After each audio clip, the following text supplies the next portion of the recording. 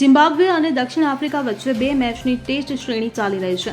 દક્ષિણ Africa cricket team Zimbabwe સામે બીજી અને છેલ્લી ટેસ્ટ મેચ રમી રહી છે.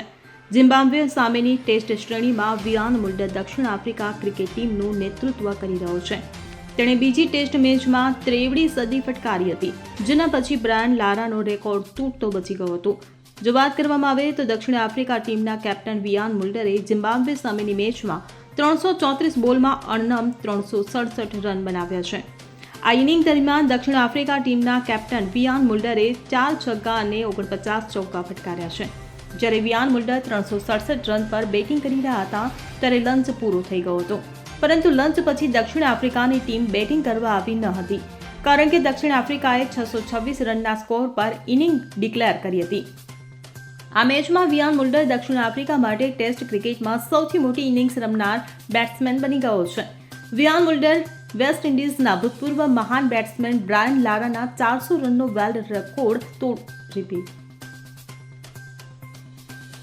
વિયાન મુલ્ડર વેસ્ટ ઇન્ડિઝના ભૂતપૂર્વ મહાન બેટ્સમેન બ્રાયન લારાના 400 રનનો વર્લ્ડ રેકોર્ડ તોડવાની નજીક હતો અને તેને ફક્ત 33 રનની જરૂર હતી. પરંતુ કેપ્ટન વિયાન મુલ્ડરે પોતે ઇનિંગ્સ ડિક્લેર કરી અને જાણી જોઈને બ્રાયન લારાનો રેકોર્ડ તોડ્યો નહીં.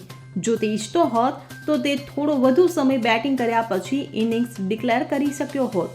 આ મામલે દક્ષિણ આફ્રિકાના કાર્યકારી કેપ્ટન વિયાન મુલ્ડરે કહ્યું કે તેમણે બ્રાયન લારાના 400 રનના રેકોર્ડની નજીક હોવા છતાં ઇનિંગ્સ ડિક્લેર કરવાનો નિર્ણય લીધો, કારણ કે તેમનું માનવું છે કે વેસ્ટ ઇન્ડિઝના આ દિગ્ગજ ખેલાડી રેકોર્ડ રાખવાની લાયક છે.